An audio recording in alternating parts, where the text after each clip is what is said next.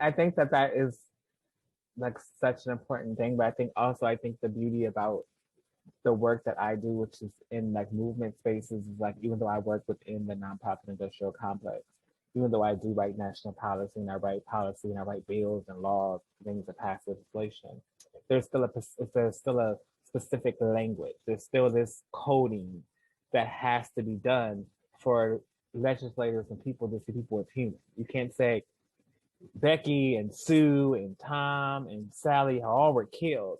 They don't hear that. If you say 45% of Black women have been killed, 48% of white, like those are the things that they hear. And which just makes it very hard because the machine that's working look at people as numbers, as percentages, as demographics, and not as people. And so when you get to be in the queer world, there's a larger community that you get to do those interpersonal works where it's like I can have a town hall meeting with community where I can say, hey, my friend Becky, got beat up Saturday in Harlem, and then my friend John got stabbed and they're not longer here. Where you can have those conversations where conversation will be able to be there to support you emotionally or provide resources of support or to bring attention to the issue in a humanizing way. It's the way the system is set up. The system is set up for us not to be looked at as human, for us to look at as numbers and demographics and issue-based areas or at-risk communities or all the other things that they label us for it to seem important or to really be something that we should change. And I think that the change between interpersonal people, I think that's what people forget. It's like, how do we change friend to friend, neighbor to neighbor, school board to school board, boss to boss? Like that's where the change is going to happen because the machine does not want you to change it. The machine makes money off of us. The machine keeps us where we're at, and we know these things. And so I think the pandemic was a great example of how people had no choice, really, right? To like really think about how could I do this?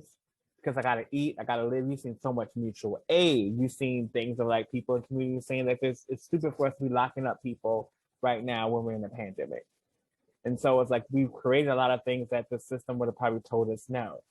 As well as that mental health was at an all-time high. So a lot of time people during the pandemic are like, whoa, my life ain't all together as I thought it was because some of us are so busy and you work so much. Now you're working from home. You can't hide from those things that are mentally showing up. So now it's like, I need some mental health. I need to like engage in some self-care. I need some tools on healing and so forth. And so I think that is always a journey of like checking our own balances, but also looking at sharing our experiences, I believe help, because I think a lot of the things that I've been able to like share has helped other people. But people know that it's okay for a Black trans woman to go engage in therapy. It's okay because they see someone that looks like them doing these things. We don't talk about those things. So the more we have conversations like this and spaces to have conversations, because having conversations like this lets me learn, like, I never tried that, but I think I want to try that because therapy and healing is your healing process all the time. It's your healing process. It's not for me to say, girl, go here, you're healed. Go see this therapist, pay him $150 an hour, then you're going to leave there. I got to retreat for you. And after retreat, you're going to come back and the world's going to be perfect. I'll be lying because self-care and even mental health, it's a practice and it's a discipline. It just is, because you get sidetracked in life where it's like, oh, nope, sorry, therapist, can't make it today. I got this 10 a.m. meeting. I got a presentation. We'll try it again next week. 9 times out of 10, we know next week never happens. And so we have to also be responsible in engaging in our healing, in our health care, all those things to say, I'm putting it in my calendar and I'm blocking that off, that this is a non-negotiable time. I can't move it. I don't care what happens. I'm not moving it. When you start doing that, then you'll start seeing things in your life shift, and then people around you be like, hey, what's going on with you? And then they'll want to learn how the shift is because, like you said, a lot of us have not been taught this practice. And it is a practice. And if it doesn't work, find another therapist. If the retreat didn't work, find something else that works. Go to a part. Like each of us has something that works for us. So there's not one template, like check these things off and now you're healed. Check these things off and now you can show up in the world how you want to. It's never going to be that way. But finding ways to cope and finding, like I like to say, your tribe of people that will like hold you accountable and say, hey, so how's therapy going? Hey, like those things like kind of help and stop the stigmatization that comes with all these things that we talked about today, because it's about us undoing things that the world like told us we're not supposed to do those things. And when you're queer, on top of that, or LGBTQ, that's really, you have so many things in your head. You can go across the country. Each queer person, depending on where they live, will have a different experience of what it is to be queer living there. And like a lot of my friends that come to New York and they see things, they're like, you're not getting beat up just because certain things that New York you can just see. In Mississippi, you're not going to see that. In Kentucky, you're not going to see that. In Idaho, you're not going to see that. And so understanding that regionally, that plays a part on how you can show up, what healing looks like, your knowledge of healing, your expansion to be able to imagine what healing could look like. I love this, Lala. So Brian, I mean, straight off the tail end of what Lala said, we're talking about how to frame mental health. And so this is taking on its own direction. So we'd love to hear your insight on that. Yeah, absolutely. Mental health is key, because I mean, we think about our relationship with society, but it's our relationship with ourselves that's the most important. And you know, in terms of the question that you asked, you know, carving space for your less popular inner selves, I've done inner voice dialogue work with Bridget, and there's a key insight that I think changed so much, which is that we think of certain inner selves as enemies. We think of the inner critic or the inner frightened child or the inner inhibited. We think of these inner selves that we don't like the inner critic or the inner inhibited person, as the enemy. But we don't realize that they were installed at a really early age to protect us when we were too young to protect ourselves from the incredibly frightening experience of possible abandonment by our parents or something like that. So we think of these inner selves that we don't like the inner critic or the inner inhibited person, as the enemy. But we don't realize that they were installed at a really early age to protect us when we were too young to protect ourselves from the incredibly frightening experience of possible abandonment by our parents or something like that. And so if we have an inner self that says, don't do this because you're going to get hurt, we think of that as the enemy. But why is it doing that? It's doing that to protect us. Why does it want to protect us? Because it loves us. And so the key insight is that all our inner selves actually, at the bottom line, love us. And when you realize that, then you start to become whole. You start to let them have their voice. They want to be heard. And I'm loving also that everything that's being referred to is how we hold these parts of ourselves in our bodies, and that it's about terror or anxiety. Beverly, you even said like places within your own body where your anxiety exists. And so the more you can know about these selves and where they are, and that they all are physiological, I think that's really empowering. And I love what you said, Brian, about that all of them operate out of devotion to our safety. And often they were accurate, meaning if someone threw an insult at you or whatever that was, especially again when it's like done funny. Oh, it's so funny, this insult that was thrown at you. Those little parts of us, I feel, they understood the truth of what was being, of the attack that was, or the insult that was being communicated. And so I think part of growing up and carving out space so that we each get our healing as it appears, because you're right, there's no one healing. Therapy, retreats, a really good friend who you connect with, and you make a date that every 2 weeks we're just going to talk about what I like to call the unspoken words, the things you didn't share in public, but you really need to share. And Lala, I think one of the things I took away from what you were saying is like, you have this public persona, and it has to operate effectively in public if you want it to. Like the numbers, you're right. I suddenly realized I'm very my inner statistician is kind of in the shadows. That's exactly right, and it's on purpose.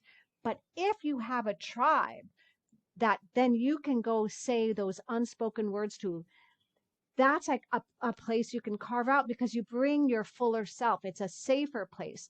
But people who somehow dismiss the idea that it's their job to figure out what parts of themselves to empower so that they can be heard in the way they want to be heard, I think that's kind of like the cliche of cutting off your nose to spite your face. It's really important to be able to do, like you were saying, Beverly, like have that angry self go, fuck that, etc. But is that really the self you want to lead with? Now, sometimes the answer is yes, and then go ahead and lead with that self. And so I think in terms of the multiple intelligence of ourselves, sometimes it's like, no, use your brain, use your statistics, just nail them on the statistics. But other times it's pure body and heart where you got to speak and show your pain, and it's a physical thing. And so the carving out, I think, is something you can be strategic about, and that is actually a form of self-care and thus taking care of your mental and physical health. Love that, Bridget. So, we're coming up on the hour. It's been fantastic. Just one more really quick question. This could be a fun way to wrap up. So for those watching, the LGBTQIA community is one we adore and cannot live without. I will say from my personal experience, at a time when I felt everyone else threw me away and treated me like gum on the bottom of a shoe, unwanted, didn't feel like bothering with me. I was too problematic. I had too many messy issues, too many identity issues. There were my gay men specifically kidnapping me, dressing me up a little bit, dusting me off, and reminding me to look in the mirror. So I want to give a shout out, and I'm going to invite each of you to quickly give a shout out to someone in your universe who inspired you, whether they're still here or they aren't. I'm going to give a shout out to Jessie, who I went to fashion college with. Jessie, a million watts of love to you. You have really helped me be the woman I am, and I love you. But of course, if anyone who knows me, that mine will always be my mother, Phoebe Hostin. So, Mommy, I love you, and I always will honor you for unapologetically loving me and growing with me, even when you did not understand. And so, I will always pay homage to my mommy. Love that. Love that too, and I love my mom too. But I want to pay homage to my husband, Josh, who is my soulmate, and who I've learned so much about having a relationship, and it's really great. And I want to shout one other thing to Quentin Crisp, who said, "Style is being yourself, only on purpose." I also have always loved the RuPaul quote that we're all in drag. I think that it's really powerful that life is and power is performance art. The person that I would like to thank would be Shia Diamond, because watching her live her truth inspired me to come out and live my own. Love. That's my best friend. She is? That is my best friend in the whole world. Yes, that's my chosen sister. I'm actually going to call her after this and tell her. Tell her that. I will. I wrote American Pie with her, and we've written a million songs together. I love her. Oh my gosh, yes. Oh my gosh. Yeah. Yep. She is the best. I will just give my shout out to Hal and Sidra Stone, who co-developed this voice dialogue. And when I stumbled upon it completely synchronicitously, they saw in me, when I first was there needing my healing, what I could become. They held the selves that I could embody in the future that at the time I didn't even know. And thank you for believing in me, Hal and Sidra. And Hal passed away this April of old age. And that's who I give my shout out at the moment. Michael Shirtliff, who was a teacher and a director and a casting director, who, when I first returned to New York to pursue my acting, when I got the nerve after not doing it, he loved my sense of humor and my comedy. And I saw my value in the way he just responded to the work I did. And so that energetic connection, and then he would defend me. He's like, wait, and I loved his energy. And then we would go dancing. It seems like Lala knows everyone. Do you know Michael Shirtliff? You do. Well, you have to, yes. Well, I know of them. We shared space together, but I don't know them like that. But they're amazing. The space I share with them, they're amazing. So that's who. And he danced. He didn't want to, he wanted to go dancing with bunches of people, but he didn't want to dance with anyone. So you have to understand that when he said want to go dancing, he meant, do you want to go with him to a club? And then don't talk to him again. But you could dance. So he was fun and free. And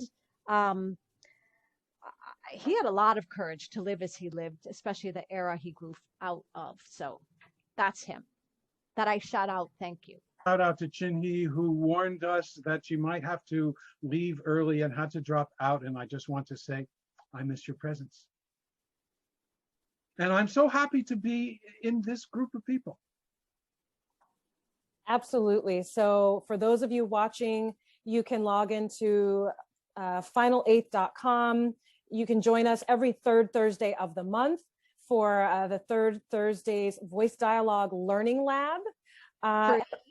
It's free. Yes, complimentary. Feel free to get the Final Eighth, enlist your inner selves to accomplish your goals. Reach out to Bridget on Instagram. And thank you so much for watching. Yes.